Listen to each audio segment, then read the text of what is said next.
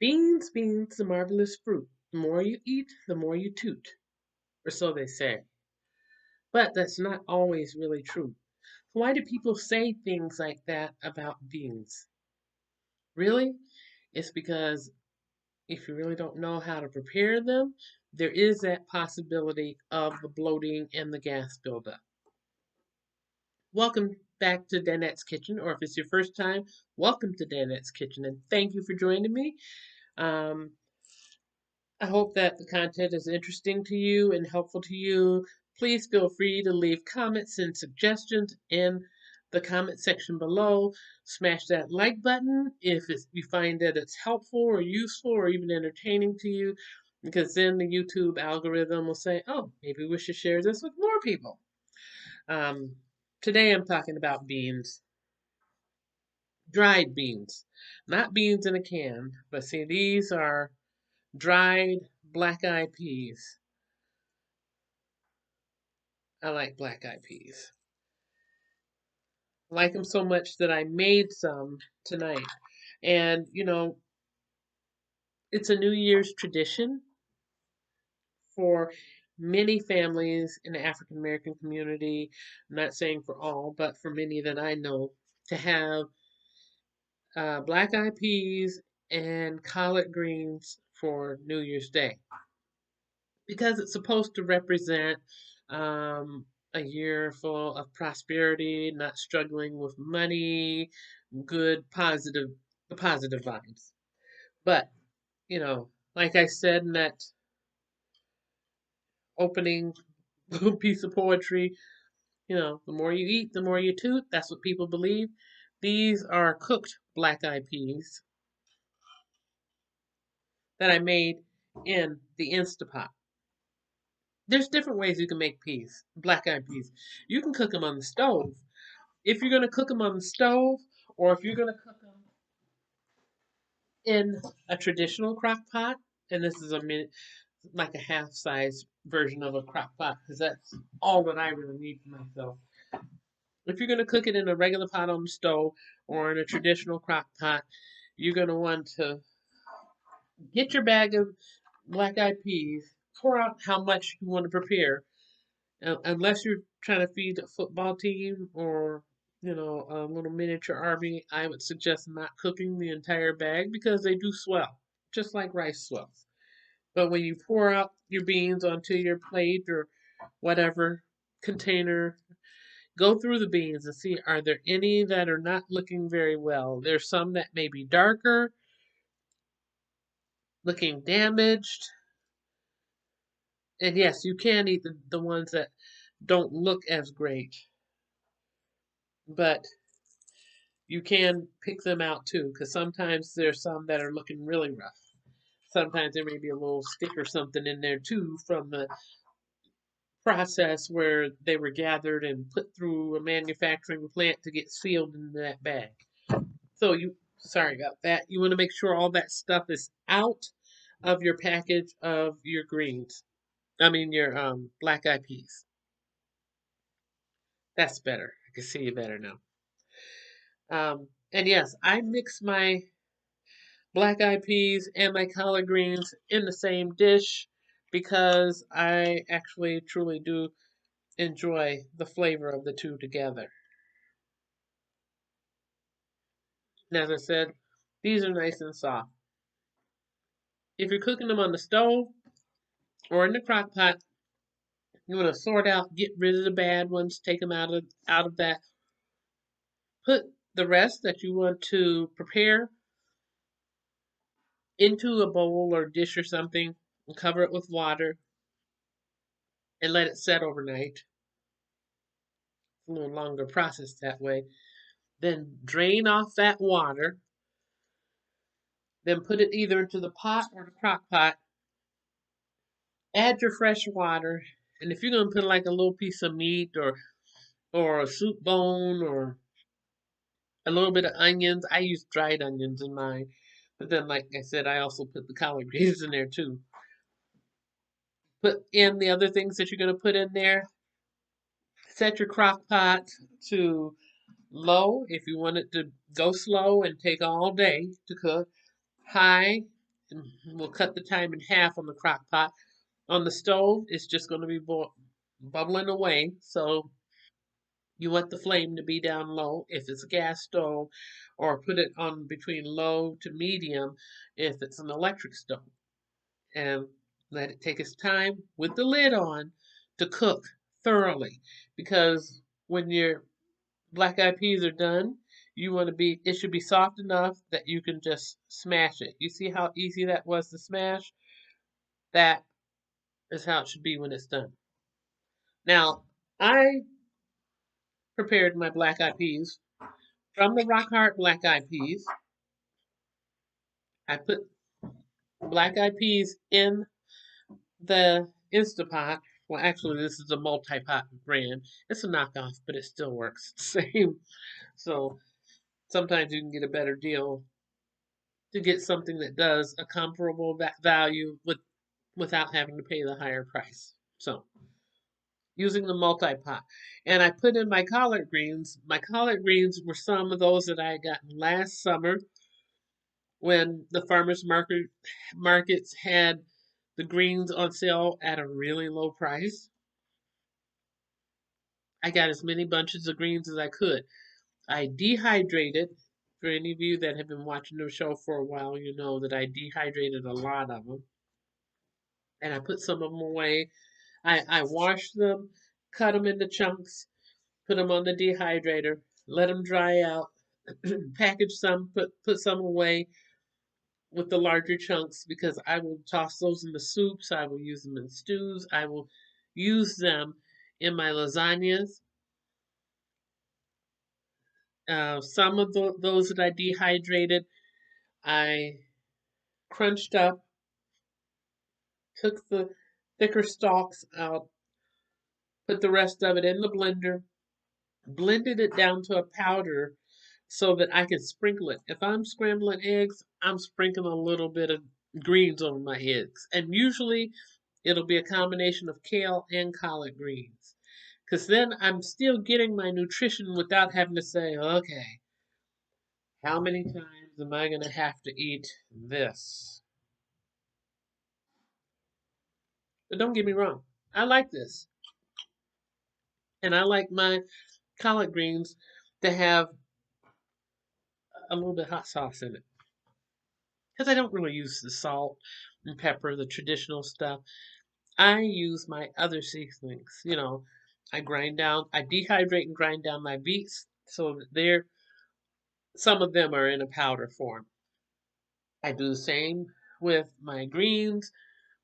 I can do the same with my onions. I dehydrated a sack full of onions in the summertime, and where that sack full of onions maybe would have lasted me close to a month if I left it fresh. That'd be about all the time that it would have lasted me um, as a fresh sack. But dehydrating it, slicing everything up, putting it on the dehydrator, letting it dry out, having all those rings of dried onion and cutting them so that they were a little bit more manageable. I was able to fill up my mason jars, and I have enough dehydrated onion to last me 6 months because I'm one of those people that don't like to waste money and I don't like to waste food. And thirdly, I really don't I really prefer to not have to go out shopping in the winter, if at all possible, because where I live, there's always snow and ice and whatever in the winter. So close to half of the year, that's what I'm dealing with. If I'm going to the store, I'm only getting the essentials that I absolutely need. Um, so different ways to prepare those rock hard dry beans. In an Instapot or a multi-pot, they have the settings right on there. You don't even have to really spend a lot of hard time guessing. You just have to figure out how much of this that you would want, how much of the beans that you would want. If you did like a half a cup of beans, that may be enough for 2 or 3 people because they're going to swell, and you may have enough for a couple of days. So leftovers, and these are good leftovers. But they have settings all on the Instapot, and the settings Instapot or multi-pot. This is actually multi-pot. And if you're making poultry, you push poultry. If you're making meat or stew, you push that. If you're doing beans or chili, that includes any of these rock hard beans or any chili, you push the button, have it turned on. You add enough water. I add like 2 cups of water in this with the frozen collard greens because these were frozen. And, ooh, that's good. And with the black eyed peas.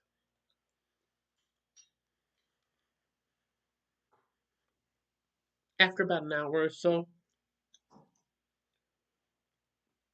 the bell dings and whistles or whatever, and you know this is done.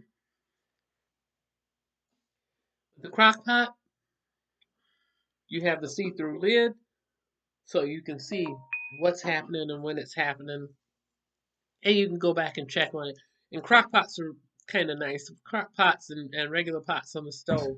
I like the crock pot too because you can smell that food all day long, and your taste buds are getting ready for what you're gonna prepare, what you're preparing, and what you're gonna eat. So, but to get the gas out of the food, for the Instapot or the multi-pot, any kind of electric pressure cooker or a stovetop pressure cooker, if you put those beans and stuff in there, put that lid on, let it do its job, it's gonna release all of that gas. Stove, a pot on the stove, or the crock pot, you have to do that extra step, putting them in the water, letting it soak overnight, draining it, putting it in the crock pot or the stove pot or whatever, and then adding that water again over top of it, like usually about 2 cups or so of water, and letting it cook down. And then when it cooks down, you know it's done. And like I said, you will know it's done when you have this and it's as soft as that. That took no pressure, no hard time. That's a quick little tip for you today. You know, a lot of people are prepping and they're buying beans and buying rice, and you might not even like beans or rice, or you might not even know beans about beans or rice. Now is a good time to get started learning some things, and if you've never really cooked beans, like from the rock hard beans before, it's a good time to start practicing with that. A lot of people get the canned goods, but stores have been really dicey and iffy here in Minnesota where you go one place you can find things, you go to another place you can't even find half and half or whatever. There's a lot of stuff that's just not where it normally would be. So, you know, you got your canned goods, great, but put some practice in on making some beans. If you like chili, put a little practice in making the beans so that you can have some chili. You can add meat to your chili, absolutely. Or you can have it without meat and just have it be a variety of 2 or 3 different types of beans, or it can be beans with some grated cheese on the top. You can do a bunch of different things. You know, if I make chili, I have TVP, and I know not a lot of people are very excited about soy, but I don't have a problem with it, so I do use the texturized vegetable protein. That is what TVP stands for. I go to more the cultural grocery stores, the mostly the Mexican stores. That's where I go because it's easier to find in small packages at a very low price. I can spend $5 and get enough in a package that will last me an entire month.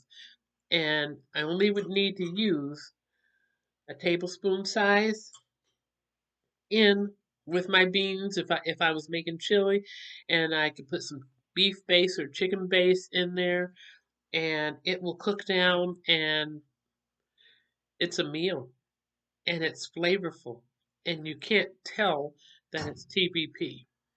Now, granted, you're not going to have tons of grease swimming around in your food, but it's actually going to be healthier for you. And I'm not saying this as a doctor or a dietitian because I'm not a medical doctor or a dietitian. I'm not a lawyer. I'm not any of these things. I'm just somebody that's tried this thing for myself and it's worked, and I'm just sharing this information with you. And if you want to go on this journey with me to being healthier, because healthier people don't get as sick um, as other folks do, in my opinion. You know, a lot of people that have been getting more sick lately are people that are overweight um, or have a number of different health conditions. Just my opinion. And I'm someone that did get the Rona. So I can speak as someone that's had that experience and have changed my diet and it's changed my life. I can speak as someone that had amazingly high blood pressure, but changing my diet has brought my blood pressure down and my overall health has gone through the roof. So I hope you're all doing well. Try out some new recipes and things. Um, if you are interested in receiving a recipe book from me on different ways to prepare beans, I can send it to you digitally or um, or through the mail. Just let me know. Leave a message in the comment section below, and pretty soon I will start putting a link to a digital magazine that I have online, and it's mostly about hoarding disorder and people and their relationships with the stuff that they have. So if you find that to be something that you'd be interested in, I hope that you'll continue to connect with me because these are the things that enhance our lives and can change our lives. So treat yourself, don't cheat yourself. Do something good for yourself today. Make something that's going to be good for your palate, good for your soul, and good for your body. Have a great night.